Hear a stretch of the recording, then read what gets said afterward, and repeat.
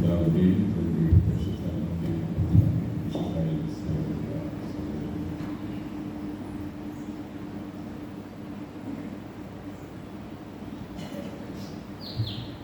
മത്തായിയുടെ സുവിശേഷത്തില് 5-ാം അധ്യായത്തില് ഗിരിപ്രഭാഷണത്തിന്റെ ഭാഗമായി 22 മുതൽ 32 വരെയുള്ള വചനങ്ങളില് ആന്തരികമായ വിശുദ്ധിയോടെ ജീവിക്കാനായിട്ട് ആവശ്യപ്പെടുകയാണ്.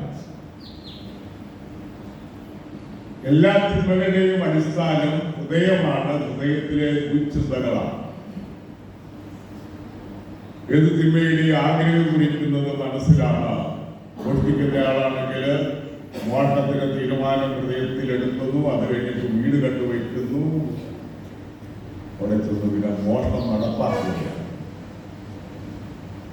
മാല പറിക്കണമെന്ന് ആഗ്രഹമുള്ളവൻ മാലയിട്ടത്ത് തട്ടിയേറിയും മാലയിട്ട് നടക്കുന്ന സ്ത്രീകളെയോ ചെറുക്കമായിട്ട് പുരുഷന്മാരെയോ കണ്ടു കഴിഞ്ഞാൽ എങ്ങനെ അത് പൊട്ടിച്ച് കൈക്കലാക്കാനുള്ള തന്ത്രങ്ങളും കുതന്ത്രങ്ങളും ആലോചിച്ച് നടപ്പാക്കാനായിട്ട് ശ്രമിക്കുന്നു.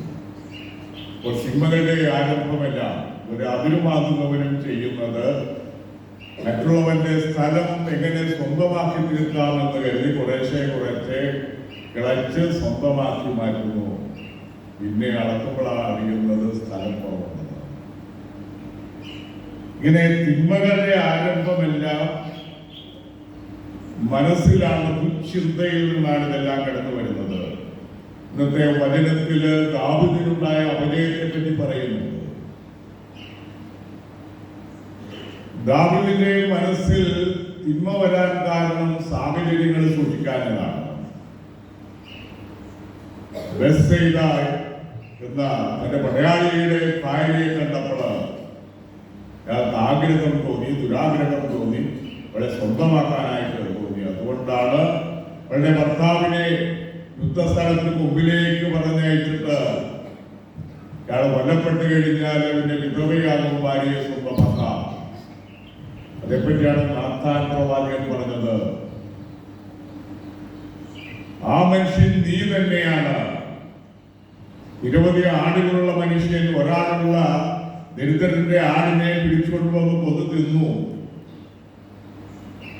അപ്പോൾ ദാവീദ് ആരാണ് അവനിപ്പം അവനെതിരെ നടപടി നടത്തണം? നാഥാൻ പ്രവാചകൻ പറഞ്ഞു, അയാൾ നീ തന്നെയാണ്. അപ്പോൾ ദാവീദ് അതിനെപ്പറ്റി ദുഃഖിക്കുന്നുണ്ട്. ഇതേപ്പറ്റി അനുതാപമുണ്ടാകുന്ന പ്രധാനമത്തെ വചനത്തിൽ പറയുന്നത്, ദാവീദ് എഴുതിയ സങ്കീർത്തനമാണ് ദൈവമേ എന്നിൽ കനിയണമേ എന്നുള്ള ആ സങ്കീർത്തനങ്ങള് ദാവീദിന്റെ ജീവിതകാലത്ത് അദ്ദേഹം അനുഗമിച്ച് എഴുതിയ സങ്കീർത്തനങ്ങളാണ്. ദൈവമേ എന്നിൽ കനിയണമേ, എന്റെ പാപങ്ങൾ മോചിക്കണമേ എന്ന് പറഞ്ഞുകൊണ്ട് ദാവീദിന് അതിന് ശിക്ഷ കിട്ടുന്നുണ്ട് മക്കൾ വഴിയായിട്ട്. ദാവീദിന്റെ ഒരു മകൻ ദാവീദുമായി യുദ്ധം ചെയ്യാം, അബ്സലോം. അങ്ങനെ യുദ്ധം ചെയ്ത അബ്സലോം, ദാവീദിന്റെ പടയാളികൾ അബ്സലോമിന്റെ പിന്നാലെ പായുകയാണ് അബ്സലോമിനെ പിടിച്ച് കൊണ്ടുവരാൻ വേണ്ടിയിട്ട്. അയാൾ നീണ്ട തലമുടി ഉണ്ടായിരുന്ന അബ്സലോമിന്റെ തലമുടി കെട്ടിവെച്ചിരുന്നതായിരിക്കും, ഏതോ മരത്തിൽ കുടുങ്ങി പുറകെ വന്ന പടയാളികളെ അയാൾക്ക് കഴുത്ത് കണ്ടിച്ചെടുത്തു. ദാവീദ് ഒരിക്കലും മകനെ കൊല്ലാനായിട്ട് ആഗ്രഹിച്ചിരുന്നില്ല എന്നാണ് വചനത്തിൽ പറയുന്നത്. അപ്പോൾ അങ്ങനെ തിന്മ ചെയ്ത ദാവീദിന് ഈ ലോകത്തിൽ തന്നെ തിന്മയുടെ ഫലമായിട്ട് ശിക്ഷ ലഭിച്ചു എന്നുള്ളതാണ് നമ്മൾ ഈ സംഭവത്തിൽ നിന്ന് മനസ്സിലാക്കേണ്ടത്.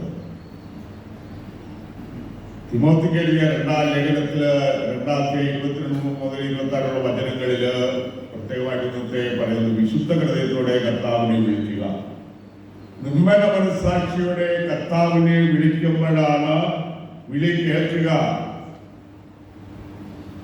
യുവാവായ തിമോത്തിയോട് പൗലോസ് പറയാണ്, യുവസഹജമായ ഭോഗങ്ങളിൽ നിന്ന് ഓടി അകലുക. നീതി, വിശ്വാസം, സ്നേഹം, സമാധാനം എന്നിവയിൽ ലക്ഷ്യം വയ്ക്കുക.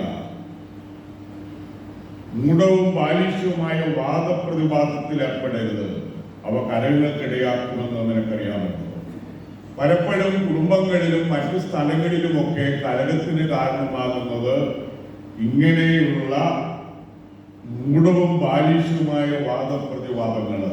ഏതെങ്കിലും ഒരു കാര്യം പറയുന്നു, പറയുന്നത് തെറ്റായിരിക്കുക ശരിയായിരിക്കുക, അത് തെറ്റാണെന്ന് തെളിയിക്കാൻ സ്വന്തം അഭിപ്രായം ഭർത്താവ് പറയുന്നു, രണ്ടുപേരും വാശി കൂടുന്നു, അത് കലഹത്തിലേക്ക് നയിക്കാം. ഇതുപോലെ വ്യക്തികൾ തമ്മിലുള്ള സംഭാഷണം ഇതൊക്കെ സംഭവിക്കാം. അതുകൊണ്ടാണ് പറയുന്നത് മൂഢവും ബാലിശവുമായ വാദപ്രതിവാദത്തിൽ നിന്ന് മാറി നിൽക്കുക, ഏർപ്പെടരുത് എന്നാണ് തിമോത്തിക്കുള്ള ലേഖനത്തിൽ പൗലോസ് ഓർമ്മിപ്പിക്കുന്നത്.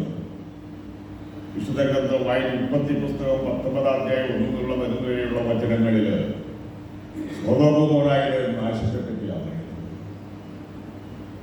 ആ പാപം സ്വർഗഭോഗമായിരുന്നു എന്നാണ് പറയുന്നത്.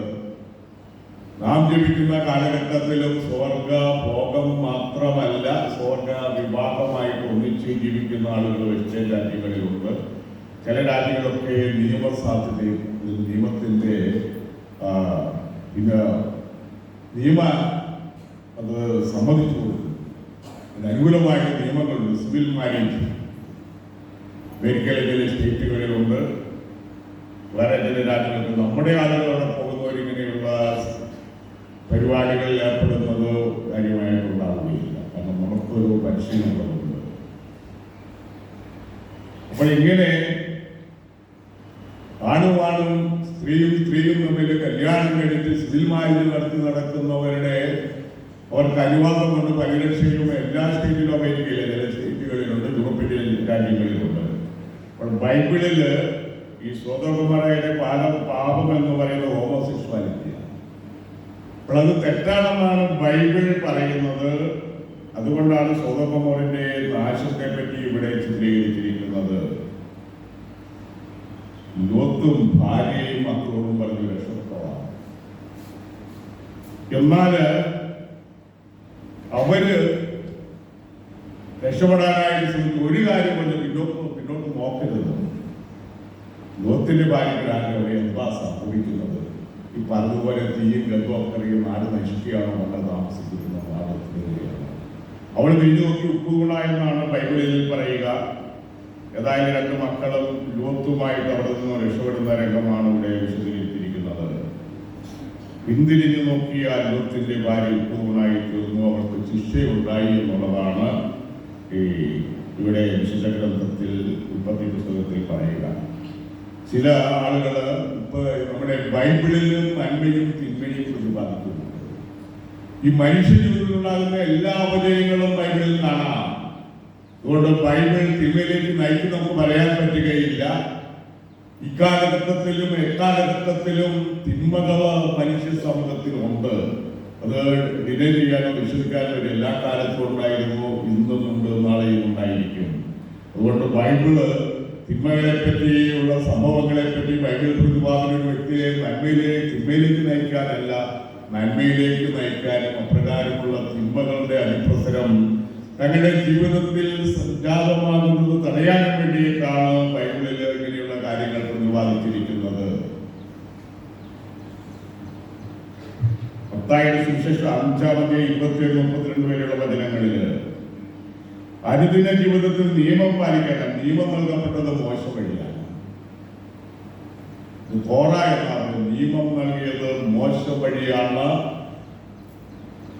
മോശ വഴി ഇസ്രായേൽക്കാരുടെ വാഗ്ദാന ഭൂമിയിലേക്കുള്ള യാത്രയിൽ മോശ വഴി സീനായി മലയിൽ പ്രാർത്ഥനാവിരുദ്ധനായി കഴിഞ്ഞിരുന്ന മോശയ്ക്ക് 2 കൽപ്പനകൾ നിയമം ലഭിച്ചു. അതാണ് അടിസ്ഥാന നിയമങ്ങൾ. ഡെക്കലോഗ് എന്ന് പറയും. അത് വിശുദ്ധ ഗ്രന്ഥത്തില് പുറപ്പാടിന്റെ പുസ്തകത്തില് ഈ നിയമങ്ങൾ രേഖപ്പെടുത്തിയിട്ടുണ്ട്. എന്നാൽ പിന്നീട് നിയമങ്ങളുടെ അതൊക്കെ എങ്ങനെയാണെന്നുള്ളതിനെ പറ്റിയുള്ള വ്യാഖ്യാനങ്ങൾ വന്നു. അതിലെ തെറ്റായ വ്യാഖ്യാനങ്ങളെ യേശു സ്വീകരിക്കുന്നില്ല. അതുകൊണ്ടാണ് യേശു പറയുന്നത് ഞാൻ നിങ്ങളോട് പറയുന്നു, നിയമത്തിൽ ഇങ്ങനെ പറഞ്ഞിട്ടുണ്ടെന്നാൽ ഞാൻ നിങ്ങളോട് പറയുന്നു എന്ന് പറയാൻ കാരണം തോറ എന്നാണ് നിയമത്തെ പറ്റി പറയുക. പഴയ നിയമത്തിൽ നിയമവും പ്രവാചകന്മാരും ഉണ്ടായിരുന്നു. അതുകൊണ്ട് തെറ്റായ വ്യാഖ്യാനം നടത്തുന്നവരെ യേശു വിളിക്കുന്നത് കപടനാട്യക്കാരായ ബെൽസേരെ നിയമത്തിലെ നിങ്ങൾക്ക് വിരുദ്ധമെന്ന് പറഞ്ഞുകൊണ്ടാണ്. ഈ നാട്യം എന്ന് പറഞ്ഞാൽ അഭിനയം, കപടനാട്യം എന്ന് പറഞ്ഞാൽ തെറ്റായി നടിച്ചുകൊണ്ട് നന്മ ഭാവിക്കുകയും തങ്ങൾ മാത്രമാണ് നന്മ എന്ന് ചിന്തിക്കുകയും ചെയ്യുന്നവരാണ് തെറ്റായ നാട്യമുള്ളവര്. ആസക്തിയോടെ സ്ത്രീയെ നോക്കുന്ന ഹൃദയത്തിൽ അവളുമായി വ്യഭിചാരം ചെയ്തു കഴിഞ്ഞു എന്ന് ഈശോ പറയുന്നുണ്ട്. ആന്തരിക വിശുദ്ധിക്ക് യേശു പ്രാധാന്യം നൽകുകയാണ്. ചുരുക്കത്തിൽ ശരീരത്തിന്റെ അവയവങ്ങൾ തിന്മയിലേക്ക് മനുഷ്യനെ നയിക്കരുത്. മനുഷ്യന്റെ ആത്യന്തികമായ ജീവിതത്തിന്റെ നന്മയ്ക്ക് നിത്യജീവൻ പ്രാപിക്കാനായിട്ട് ഇങ്ങനെയുള്ള പ്രവർത്തനങ്ങൾ വിഘാതമായിരിക്കരുത് എന്നുള്ള സൂചനയാണ് യേശു നൽകുക. കണ്ണ് തുടുന്നു കളയുക, കൈ വെട്ടിക്കളയുക എന്നൊക്കെ പറയുന്നത് വെട്ടിക്കളയാൻ വേണ്ടിയിട്ടല്ല, പാപസാഹചര്യങ്ങളെയും പാവങ്ങളെയും ഉപേക്ഷിക്കണമെന്ന് ശക്തിയുള്ള ശൈലിയിൽ യേശു നമ്മുടെ മുമ്പിൽ അവതരിപ്പിക്കുകയാണ്. വീണ്ടും പറയുന്നത് പ്രസംഗ നിമിത്തമല്ലാതെ ഭാര്യ ഉപേക്ഷിക്കുന്നവരെ വിചാരണയാക്കുന്നു. അപ്പോൾ തിന്മയിലേക്ക് നയിക്കാൻ പാടില്ല. കുടുംബജീവിതം പെട്ടെന്ന് നിസ്സാരമായ കാരണങ്ങളാൽ തല്ലിപ്പൊളിക്കേണ്ടതൊന്നല്ല. അവര് ദമ്പതികളായിട്ട് ജീവിതകാലം മുഴുവൻ ജീവിക്കാൻ വേണ്ടിയാണ് വിവാഹം ഉപദേശ പരിഗണനം ചെയ്യുന്നത്. അതുകൊണ്ട് ഇവിടെ യേശു എടുത്തു പറയുന്നത് പരസംഗ നിമിത്തം വിശ്വസ്തതയില്ലാത്ത ജീവിതശൈലി, അതാണ് കാരണമായിട്ട് യേശു ഇവിടെ പറയുന്നത്. മത്തായി 5:32.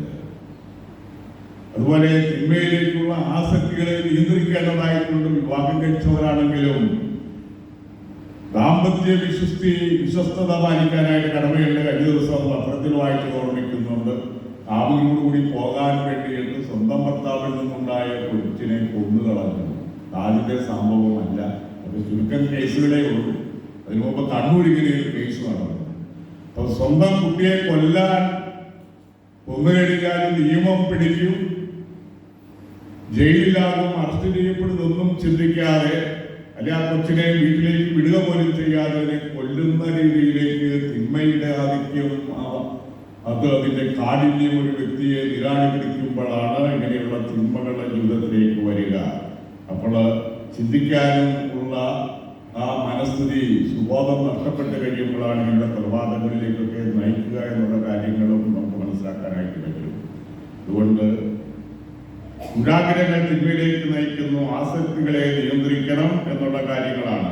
മദ്യം, പല ആസക്തികളുണ്ട്. മദ്യം, മയക്കുമരുന്ന്, ലൈംഗികത, സ്വർണം, പണം, സ്ഥലം, ഇവയോടുള്ള ആസക്തി ഏതാസക്തിയാണെങ്കിലും നിയന്ത്രിച്ച് കഴിയണം, നിയന്ത്രിച്ച് ജീവിക്കണമെന്നാണ് വിശുദ്ധ ഗ്രന്ഥത്തിലെ ഇന്നത്തെ വചനങ്ങൾ, നമുക്ക് വായനയ്ക്ക് തന്നിരിക്കുന്ന വചനങ്ങൾ നമ്മോട് പറയുന്നത്. അതുകൊണ്ട് ആസക്തികളുടെ നിരാളിത്വത്തിൽ വീഴാതെ നന്മയിൽ നിലനിൽക്കാനും നീതിയും ന്യായവും സത്യവും വിശുദ്ധിയും പാലിക്കാനായിട്ട് വേണ്ട കൃപയ്ക്കായിട്ട് പ്രാർത്ഥിക്കാം. ദൈവം നമ്മെ അനുഗ്രഹിക്കട്ടെ. പിതാവിന്റെയും